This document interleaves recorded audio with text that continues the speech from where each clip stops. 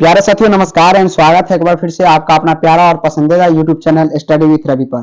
प्यारे साथियों आज की क्लास में हिस्ट्री के हम लोग ज्यादा से ज्यादा क्वेश्चंस को सॉल्व करने वाले हैं उचित कुछ ही मिनटों में। प्यारे साथियों तो लगातार इस चैनल पर वीडियो आ रही है, आप लोगों के लिए क्लास आ रही है जो आपके फाइनल एग्जाम के लिए काफी इंपॉर्टेंट होने वाला है। तो चैनल पर नए हैं तो सब्सक्राइब लाइक शेयर कर दीजिए फटाफट से। और आज के स्टार्ट करते हैं प्रश्न और उत्तर की सेशन को। सुपर फास्ट क्लास रहेगी, सिर्फ क्वेश्चन और आंसर की आज हम बात करने वाले हैं आज की क्लास में। तो पहला नंबर सवाल आपके स्क्रीन के सामने है, बताइएगा जरा। कहता है निम्नलिखित हिंदू देवी देवताओं में से कौन सैंधव सभ्यता के प्रमुख देवता थे। प्यारे साथियों टोटल के टोटल ऑब्जेक्टिव क्वेश्चंस आपके फाइनल एग्जाम के लिए काफी इंपॉर्टेंट होने वाला है। सभी क्वेश्चंस को ध्यान से देखिएगा, बारीकी से सभी क्वेश्चंस को याद कर लीजिएगा। मात्र कुछ ही घंटे अब आपके एग्जाम के रह गए हैं। तो जो सैंधव सभ्यता के प्रमुख देवता थे वो कौन थे? शिव थे, जो कि ऑप्शन नंबर यहाँ पे बी में दिया गया है। काफी इंपॉर्टेंट क्वेश्चन है, एमबीबीएस सवाल है आपके एग्जाम के लिए, कई बार ये आपके एग्जाम में पूछे गए सवाल है। अगला सवाल पे हम लोग जरा फोकस करते हैं। दूसरा नंबर है, कहता है कि पुरातत्व के अंतर्गत निम्नलिखित में से कौन एक नहीं है। तो पुरातत्व के अंतर्गत निम्नलिखित में से कौन एक नहीं आता है? तो कौन नहीं आता है? साहित्य, सिक्की या अभिलेख या भवनावशेष। तो पुरातत्व के अंतर्गत निम्नलिखित में से कौन एक नहीं आता है? तो याद रखिएगा साहित्य। साहित्य जो है प्यारे साथियों ये नहीं आता है किसके अंतर्गत? पुरातत्व के अंतर्गत। अगला सवाल है, जरा ध्यान से देखिए। कहता है पहली बार हड़प्पा को किस वर्ष उत्खनन किया गया था। काफी एमबीबीएस सवाल है ये, प्रीवियस ईयर में कई बार ये पूछा गया। तो 1921, 1924 या 1927, 1930। तो हड़प्पा को जो उत्खनन किया गया था पहली बार 1921 में। कब किया गया था? 1921 में। याद रखिएगा, काफी बार ये सवाल आपके एग्जाम में पूछे गए हैं। 2024 के लिए भी निश्चित रूप से सवाल इंपॉर्टेंट है। कहता है हड़प्पा सभ्यता भारत के किस भाग में विकसित हुई थी। हड़प्पा सभ्यता जो है वो भारत के किस भाग में विकसित हुई थी? दक्षिण, पूर्वोत्तर, पश्चिमी उत्तर या मध्य भारत। तो हड़प्पा सभ्यता जो है भारत के किस भाग में विकसित हुआ था? पश्चिमी उत्तर भाग में। कौन सा? पश्चिम वाले भाग में, पश्चिम और उत्तर वाले भाग में। तो ऑप्शन नंबर क्या होगा? सी एकदम बिल्कुल राइट आंसर होगा। और हड़प्पा सभ्यता की यहाँ पे बात की है, भारत की बात की है, किस भाग में विकसित हुआ था? तो पश्चिमोत्तर भाग। याद रखिएगा, काफी बार ये सवाल आपके एग्जाम में पूछा गया है और वैसे ही सवाल को यहाँ पे आपके लिए लाया गया है जो फाइनल एग्जाम में डायरेक्ट टच करे और निश्चित रूप से पूछा जाए। 5 नंबर सवाल है कि लोथल किस नदी के किनारे स्थित है। जरा बताने का यहाँ पे प्रयास कीजिएगा। चारों ऑप्शन यहाँ पे आपके स्क्रीन के सामने। तो लोथल जो यहाँ पे किस नदी के किनारे स्थित है जरा बताइएगा। क्या सिंध है, ब्यास है, भोगवा नदी है या रावी नदी है? तो प्यारे साथियों याद रखिएगा लोथल जो है ये भोगवा नदी के किनारे स्थित है। अभी तक आप लोग हिंदी का लाइव क्लास और इंग्लिश का लाइव क्लास नहीं देखे हैं तो फटाफट से देखना स्टार्ट कर दीजिए, अभी भी आपके पास समय है। और काफी इंपॉर्टेंट क्वेश्चन आपके लिए वो कराया गया है। तो अभी जाइए, वीडियो में 1-2 दिन पहले ही कराया गया है, सभी को देखना प्रारंभ कीजिए। सभी क्लास में लगभग 200 क्वेश्चन दिए गए हैं, सभी को फटाफट से देख लीजिए। अब आपके पास समय बहुत कम है और क्वेश्चन बहुत सारे उसमें कराए गए हैं।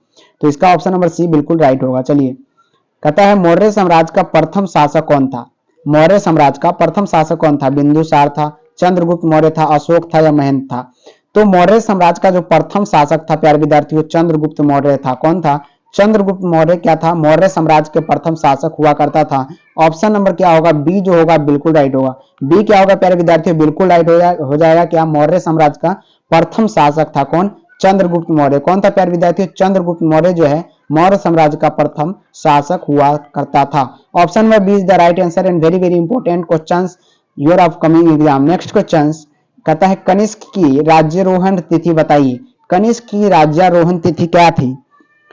48 ईस्वी थी, 78 या 88 या 98? तो कनिष्क की जो राज्यारोहण तिथि थी वो 78 ईस्वी यानी 1978 ईस्वी में ही हुआ था। ऑप्शन नंबर क्या होगा? बी जो होगा बिल्कुल यहाँ पे राइट आंसर होगा। अगला सवाल है प्यारे विद्यार्थियों कि धम्म महामात्रों को किसने नियुक्त किया।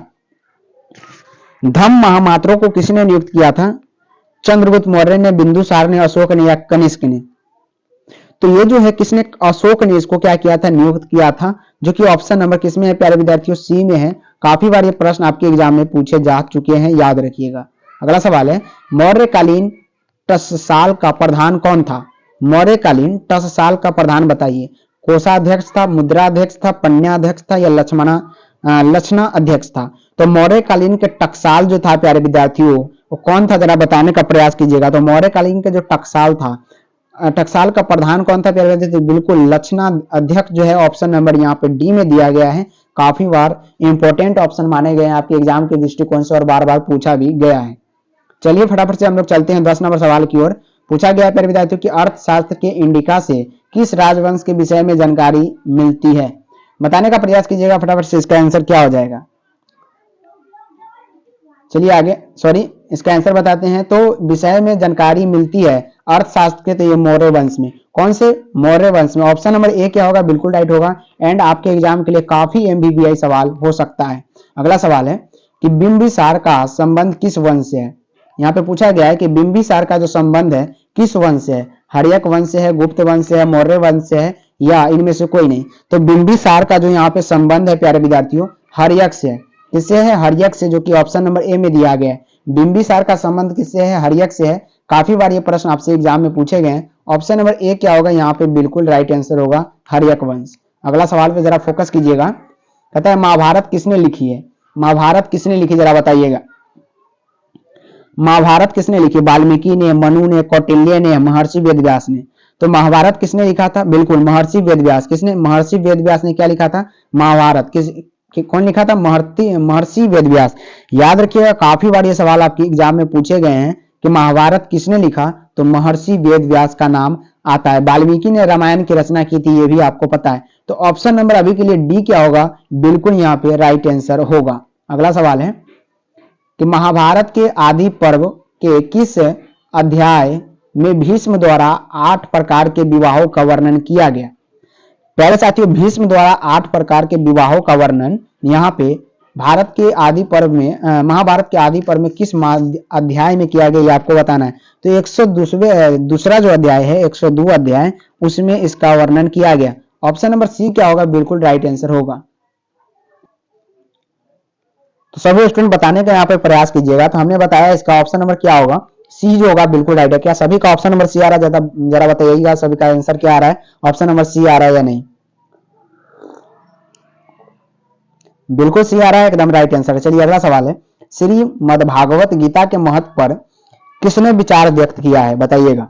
भागवत गीता के महत्व पर किसने विचार किया था? बिल्कुल बिल्कुल महात्मा गांधी ने किया था, विवेकानंद में, और बाल गंगाधर तिलक ने भी किया था। तो ऑप्शन नंबर क्या होगा? डी यहाँ पे बिल्कुल राइट आंसर होगा। डी क्या होगा प्यारे विद्यार्थियों? बिल्कुल राइट आंसर होगा। अगला सवाल आपके स्क्रीन के सामने है, दुर्योधन की मां कौन थी। काफी बार पूछे गए सवाल है, काफी इंपॉर्टेंट सवाल है। बताने का प्रयास कीजिएगा कि दुर्योधन की यहाँ पे मां कौन थी। बिल्कुल, तो दुर्योधन की मां कौन थी? गंधारी थी, कुंती थी, माद्री थी, या सत्यवती थी।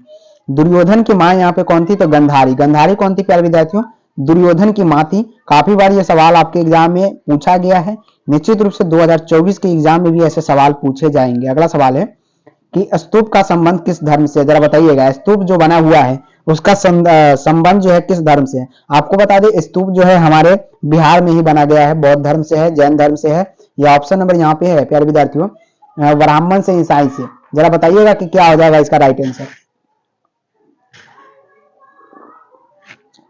बिल्कुल, स्तूप का संबंध यहाँ पे किस धर्म से है? तो बौद्ध धर्म से। किस धर्म से है? बौद्ध धर्म से। ऑप्शन नंबर ए यहाँ पे बिल्कुल राइट है। चलिए, महात्मा बुद्ध को ज्ञान की प्राप्ति कहाँ हुई, बताइएगा जरा। महात्मा बुद्ध को यहाँ पे ज्ञान की प्राप्ति कहाँ पे हुई थी, इसका आंसर बताने का आप लोग प्रयास कीजिएगा सभी स्टूडेंट।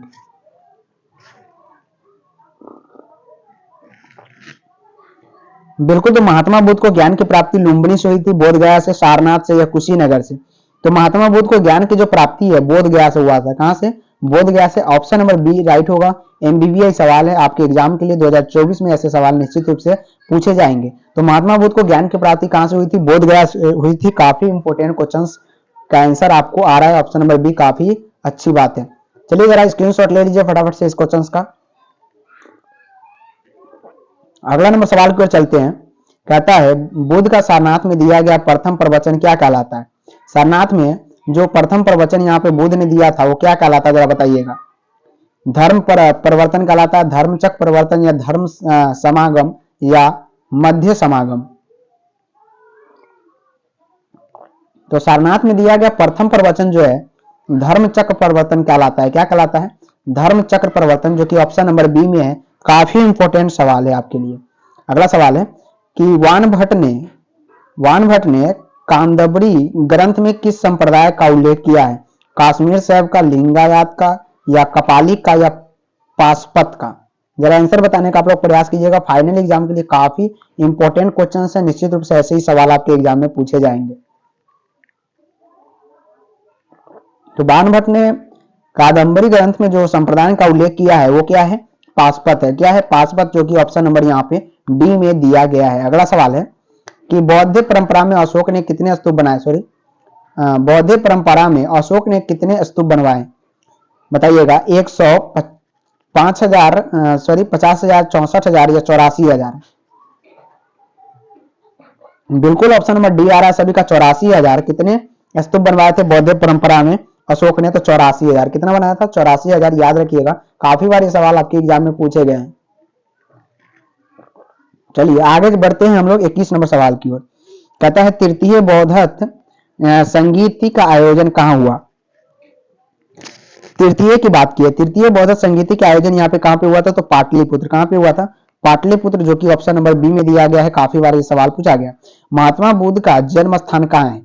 नालंदा में है, पावापुरी में है, बोध गया में है या कपिल वस्तु में? तो महात्मा बुद्ध का जो जन्म स्थान है प्यारे विद्यार्थियों, कपिल वस्तु में है। कहाँ पे है? कपिल वस्तु, जो कि ऑप्शन नंबर डी में है। कहाँ पे है प्यारे साथियों? कपिल वस्तु। याद रखिएगा, ऑप्शन नंबर डी बिल्कुल राइट होगा। कहता है दिल्ली से दौलताबाद किस शासक ने राजधानी परिवर्तित किया था?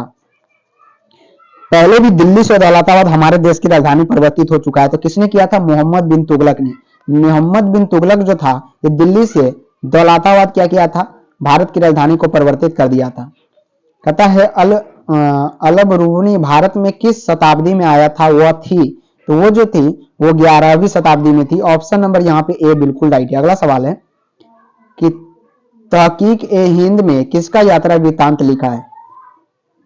अब्दुल रज्जाक का, फयान का या मार्को पोलो का? तो ये अलबरूनी जो है ये तहकीक ए हिंद में किसका यात्रा वृत्तांत लिखा था? तो ये अलबरूनी। ऑप्शन नंबर ए क्या होगा? बिल्कुल यहाँ पे राइट आंसर होगा।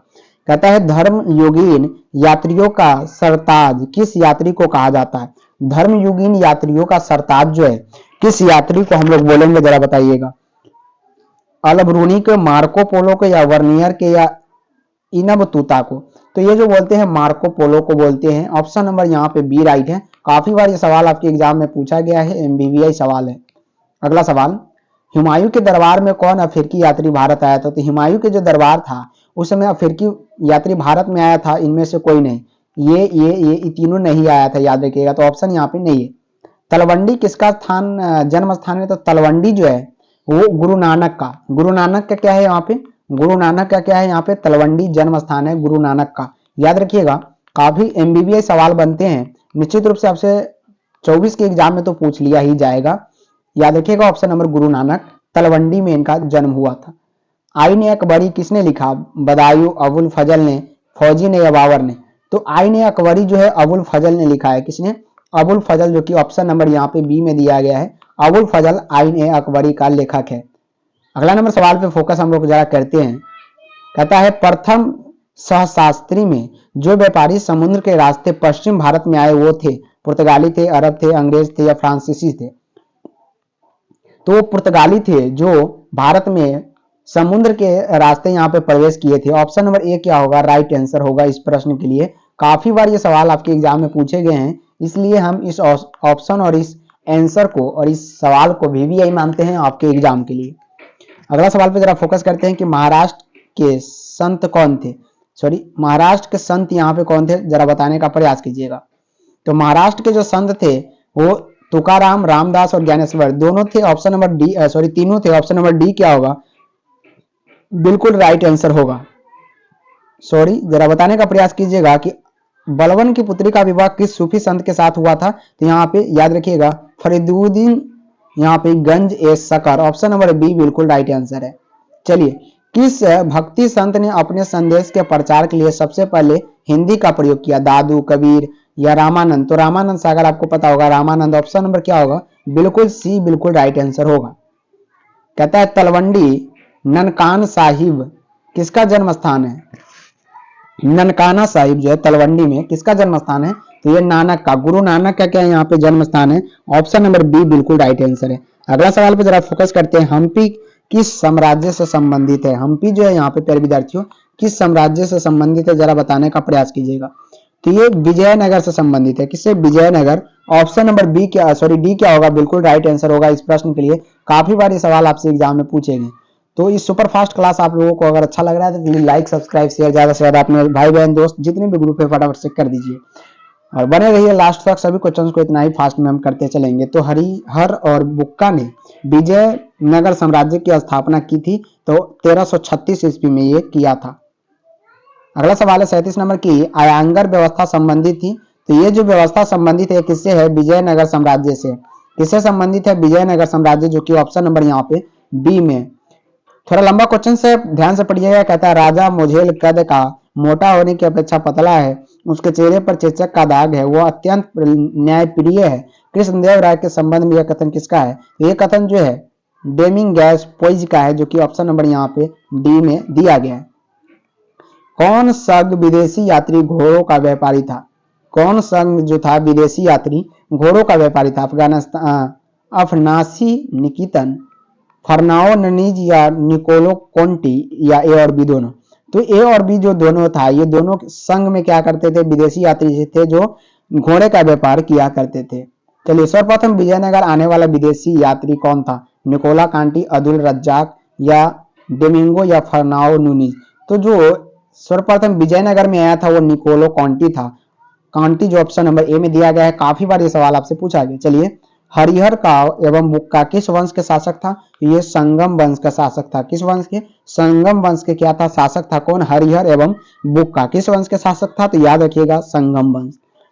मुगल कालीन ऐतिहासिक स्रोतों में शामिल थे ऐतिहासिक ग्रंथ, सरकारी तथा गैर सरकारी दस्तावेज, या उस क्लांस में बनी इमारतों का स्मारक, या उपयुक्त सभी। तो उपयुक्त सभी यहाँ पे शामिल था। ऑप्शन नंबर डी जो होगा राइट आंसर होगा। चलिए, पता है भूखमरी और महामारी के बावजूद 1600 से 1700 के बीच के भारत की आबादी करीब हो गई थी, तो ये 5 करोड़ हो गई थी। कितना हो गया था? 5 करोड़। ऑप्शन नंबर कितना होगा? बिल्कुल बी जो होगा राइट आंसर इस प्रश्न के लिए होगा। मुगल काल में एक सामूहिक ग्रामीण समुदाय का हिस्सा हुआ करता था पत्रकार, पटवारी और पंचायत, खेती, किसान, पंचायत और गांव का मुखिया या मुकदमा। ऑप्शन नंबर बी यहाँ पे बिल्कुल राइट आंसर होगा। कहता है राजस्थान और महाराष्ट्र दोनों प्रांत भारत के किस भाग में आते हैं? तो राजस्थान और महाराष्ट्र जो है भारत के किस पश्चिमी प्रांत में आते हैं? कौन से? पश्चिमी प्रांत में आते हैं, जो कि ऑप्शन नंबर यहाँ पे ए में दिया गया है। कहता है अकबर ने अबुल फजल से अपने स्वयं के काल का इतिहास लिखवाया, प्राचीन काल में ऐसी परंपरा कहाँ थी? प्राचीन काल में ऐसी परंपरा कहाँ थी? तो ये चीन में हुआ करता था। कहाँ पे? चीन में हुआ था प्राचीन काल में। कहता है औरंगजेब का संबंध किस सूफी सिलसिले से था? औरंगजेब का संबंध यहाँ पे किस सूफी सिलसिले से था? तो नक्सलबंद से था। नक्शबंद। ऑप्शन नंबर क्या होगा? डी यहाँ पे राइट आंसर होगा।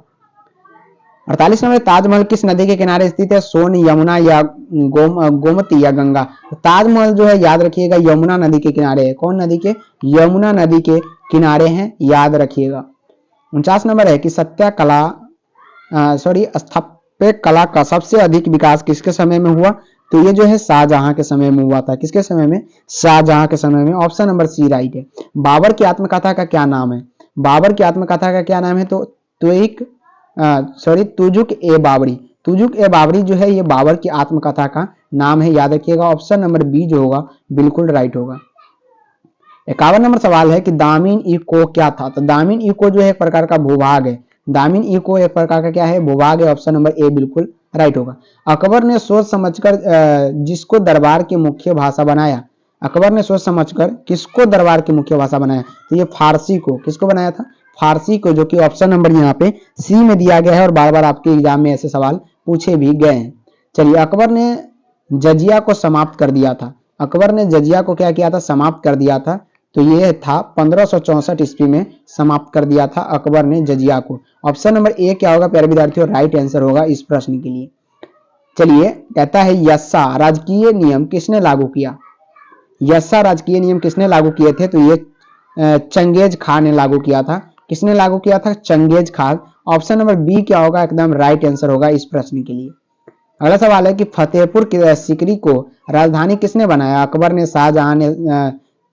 शाहजहां या बाबर? तो ये जो है जहांगीर है, अकबर है। तो ये अकबर ने फतेहपुर को सीकरी राजधानी बनाया था। फतेहपुर सीकरी को राजधानी किसने बनाया था? तो अकबर ने बनाया था। काफी बार ये सवाल आपके एग्जाम में पूछे गए हैं। एमबीबीआई क्वेश्चन है 2024 के लिए, याद रखिएगा। अगला सवाल पे फोकस करते हैं। बाबर चंगेज खां का कौन सा वंशज था? तो ये जो था 14वां वंशज था, याद रखिएगा। इतने लंबे वंशज हुआ करता था बाबर का। जो चंगेज खां का कौन सा वंशज था? तो 14वां वंशज आया। अकबर का वजीरा था, सॉरी अकबर का यहाँ पे वजीरा कौन था जरा बताइएगा। तो बैरव खां जो था प्यारे विद्यार्थी, ये अकबर का क्या था? वजीरा था। चलिए अगला सवाल है कि संथाल विद्रोह का नेता कौन था? काफी बार ये आपके एग्जाम में पूछे गए सवाल है, एमबीबीआई सवाल है, कई बार ये सवाल आप पूछा गया। तो संथाल विद्रोह का जो नेता था वह सिद्ध था। कौन था? सिद्ध जो है ये संथाल विद्रोह का नेता हुआ करता था। याद रखिएगा, ऑप्शन नंबर बी बिल्कुल राइट होगा। काफी इंपॉर्टेंट है and very very very important है आपके फाइनल एग्जाम के लिए। अगला सवाल पे जरा हम लोग फोकस कर लेते हैं। कहता है कार्नाविलिस कोड बना है, सॉरी कार्नाविलिस कोड क्या बना है बताइएगा। तो ये 1793 ईस्वी में बना हुआ था कार्नाविलिस कोड, याद रखिएगा। अगला सवाल है कि थोड़ा लंबा है, जूम आउट करते। कहता है कि इस्तेमारी बंदोबस्त लागू किए जाने के बाद कितने प्रतिशत से अधिक जमींदार हस्तांतरित कर दी गई थी? तो वो जो था 75% ऐसा हुआ था, याद रखिएगा। काफी बार प्रश्न पूछे गए।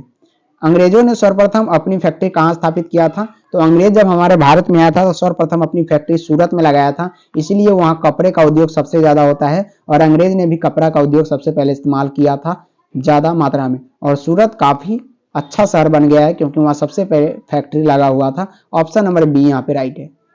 कहता है कि महालवाड़ी बंदोबस्त किसके द्वारा लागू किया गया था? महालवाड़ी बंदोबस्त, तो ये जो है मार्टिन ब्रथ के द्वारा लागू किया गया था, जो कि ऑप्शन नंबर ए में दिया गया है। चलिए उल गुलान विद्रोह का नेता कौन था? तो उल गुलान विद्रोह का जो नेता था प्यारे विद्यार्थी वो बिरसा मुंडा था। कौन था? बिरसा मुंडा, जो कि ऑप्शन नंबर डी में काफी बार ये सवाल आपसे पूछा गया है, 2024 के एग्जाम में भी पूछा जाएगा। अगला सवाल है कि अवध में 1857 के विद्रोह का नेतृत्व किसने किया था? तो अवध में जो 1857 के विद्रोह का नेतृत्व किया था वो बेगम हजरत महल ने किया था। किसने किया था? बेगम हजरत महल ने, जो कि ऑप्शन नंबर यहाँ पे सी में दिया गया है। बिहार में 1857 के विद्रोह का प्रमुख नेता कौन था या थी? तो बिहार में जो 1857 का विद्रोह हुआ था उस समय कुंवर सिंह जो था उसका नेता था। कुंवर सिंह, ऑप्शन नंबर यहाँ पे डी, याद रखिएगा। काफी बार से सवाल पूछे गए। चलिए अवध में स्वतंत्रता सेनानियों का नेतृत्व किसने किया जरा बताइएगा। तो अवध में स्वतंत्रता सेनानियों का जो नेतृत्व किया था बेगम हजरत महल ने। बेगम हजरत महल ने अवध में स्वतंत्रता सेनानियों का नेतृत्व किया था। बंगाल आर्मी का पौधशाला किसे कहा जाता है? तो बंगाल आर्मी का जो पौधशाला कहा जाता है वो अवध को कहा जाता है। किसको कहा जाता है? अवध को। फाइनल एग्जाम के लिए फाइनल तैयारी है। अब इसके बाद आपको कुछ नहीं करना है, डायरेक्ट आपको एग्जाम में बैठना है। काफी इंपॉर्टेंट साबित होगा ये सभी क्वेश्चन आपके एग्जाम के लिए। तो उम्मीद है लाइक सब्सक्राइब और शेयर भी कर रहे होंगे। सागर में 1 जुलाई 1857 के विद्रोह का आरंभ किसने किया था? शेख रजमान या बख्तव अली, मर्दन सिंह या बोधन दवा? तो ये जो किसने किया था आरंभ, किसे? शेख रमजान ने ऐसा किया था। ऑप्शन नंबर ए राइट है। कहता है तात्या टोपे ने अंग्रेज को अत्यधिक सताया, उसे किस स्थान पर 18 अप्रैल 1859 को फांसी दी गई थी? तो वो जो शिवपुरी में उनको फांसी दिया गया था। कहां पे? शिवपुरी में फांसी दिया गया था। 1857 की क्रांति के पूर्व अफवाह फैल रही थी, कौन सी अफवाह सही थी बताइएगा जरा। तो कारतूसों में गाय और सुअर की चर्बी भरी हुई है, या घी आटा शक्कर में गाय और सुअर की हड्डी का चूरा मिला, गांव में चपत्ती और छावनी में कमल के फूल भेजे जा रहे हैं, या उपयुक्त अफवाहों में से फैल रही थी? तो उक्त सभी अफवाहें फैल रही थी उस समय, याद रखिएगा। काफी बार यह सवाल इंपॉर्टेंट माना जाता है, एग्जाम के दृष्टिकोण से काफी बार पूछा भी गया है। 2024 में भी यह सवाल आपसे पूछा जाएगा।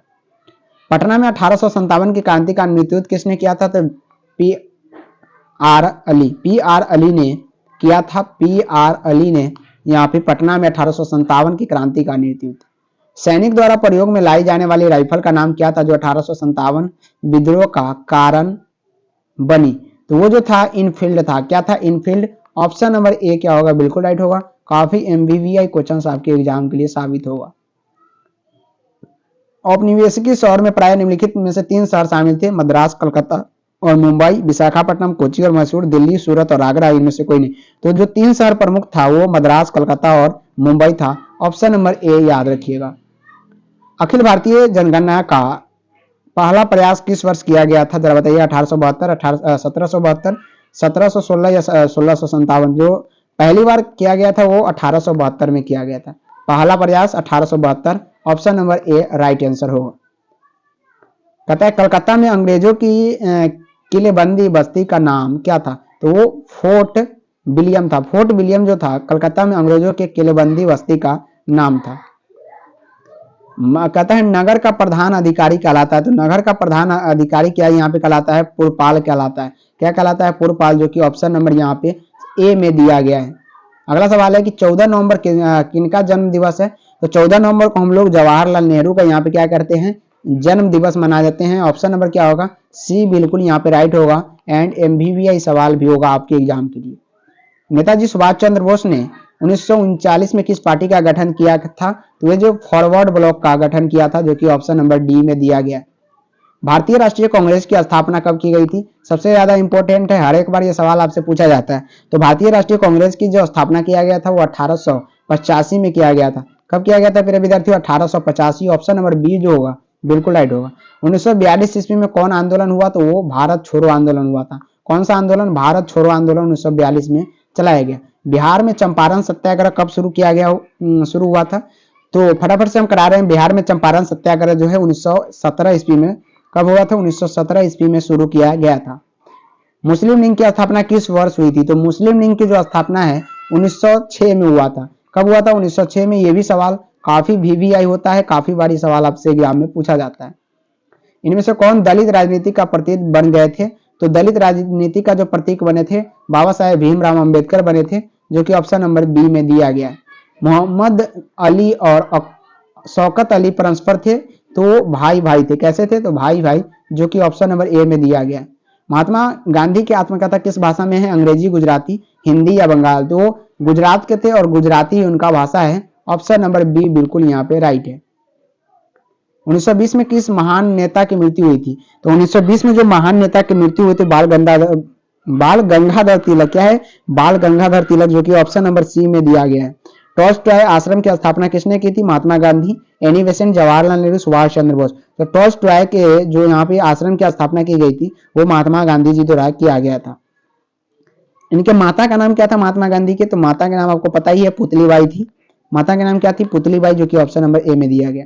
मुस्लिम लीग की स्थापना कब हुई? तो मुस्लिम लीग की जो स्थापना हुआ था प्यारे साथियों कब हुआ था बताइएगा? तो 1906। काफी स्टूडेंट का ऑप्शन आ रहा है 1906, काफी इंपॉर्टेंट ऑप्शन है। जो मुस्लिम लीग की यहाँ पे स्थापना किया गया था, बी बिल्कुल राइट आंसर होगा। अगला सवाल है कहता है पंजाबी मुसलमान युवक चौधरी रहमत ने अली पाकिस्तान या पाकिस्तान नाम को प्रस्तुत किया, तो ये 1933 से 35 ईस्वी के बीच में किया था। पाकिस्तान शब्द किसने दिया था? तो पाकिस्तान शब्द जो है ये चौधरी रहमत अली ने दिया था, जो कि ऑप्शन नंबर यहाँ पे सी में दिया गया। पाकिस्तान शब्द काफी वेरी इंपॉर्टेंट क्वेश्चन आपके एग्जाम के लिए है। 92 है कि मुस्लिम लीग द्वारा मुक्त दिवस कब मनाया जाता है? तो बताइएगा। तो ये 22 दिसंबर 1939 को मनाया जाता है। अतः भारत छोड़ो आंदोलन के समय गांधी जी के बारे में यह घोषणा किसने की कि जब दुनिया में हम हार कर भी जीत रहे हैं, ऐसे वक्त में एक कमबख्त बूढ़े के सामने कैसे झुक सकते हैं जो हमेशा हमारा दुश्मन रहा? ऐसा किसने बोला था? तो ये ऐसा जो है ये विंस्टन चर्चिल ने बोला था। ऑप्शन नंबर ए यहाँ पे राइट आंसर होगा। कैबिनेट मिशन योजना के अध्यक्ष कौन थे? तो कैबिनेट मिशन योजना के जो अध्यक्ष थे वो पैथिक लॉरेंस, जो कि ऑप्शन नंबर ए में यहाँ पे दिया गया। कहता है स्वतंत्र भारत के अंतिम गवर्नर जनरल कौन था? तो ये लॉर्ड क्या था? सभी का ऑप्शन आना चाहिए। तो सी चक्रवर्ती राजगोपालचारी, बिल्कुल। यहाँ पे गवर्नर जनरल अंतिम पूछा है ना, तो अंतिम क्या होगा? चक्रवर्ती, यानी C Rajagopalachari. Option number C right होगा। भारत किस वर्ष गणतंत्र हुआ था? तो आपको पता है 1950 में, यानी 26 जनवरी 1950 को गणतंत्र हुआ था। हाल ही में हम मना रहे हैं 26 जनवरी, याद होगा आपको। अगला सवाल पर बात करते हैं। संविधान सभा के कितने प्रतिशत सदस्य कांग्रेस के भी सदस्य थे? तो 82%। कितने? 82%। अगला सवाल है भारत के संविधान को किस काल से किस काल के बीच सूत्रबंधित किया गया था? तो ये जो है दिसंबर 1946 से दिसंबर 1949 के बीच में संविधान सभा द्वारा प्रारूप समिति का गठन किया गया। तो 29 अगस्त 1947 को गठन किया गया था। 100 सवाल है संविधान सभा का बैठक में कितने सदस्य उपस्थित थे? 210 सदस्य टोटल उपस्थित थे। तो टोटल के टोटल 100 ऐसे ऑब्जेक्टिव थे प्यारे साथियों आज की क्लास में, जो काफी इंपॉर्टेंट था आपके फाइनल एग्जाम के, और निश्चित रूप से आज की क्लास से सवाल पूछे जाएंगे। तो क्लास अगर अच्छा लगा है तो प्लीज एक लाइक तो जरूर कर दीजिए, जाते जाते शेयर फटाफट से अपने भाई बहन दोस्त जितने भी ग्रुप है सभी में कर दीजिए, और एक कमेंट करके आप लोग जरूर बताएं कि आज की क्लास कैसा लगा। क्या अभी आपके साथ साथ मैं चलूं और क्लास इतना फास्ट में लेके आऊं? इतना कमेंट आप लोग जरूर कीजिएगा। तो मिलते हैं फिर से नेक्स्ट क्लास में, तब तक के लिए आज के लिए इतना ही। जय हिंद, जय भारत एंड जय Bihar. Bye bye and take care.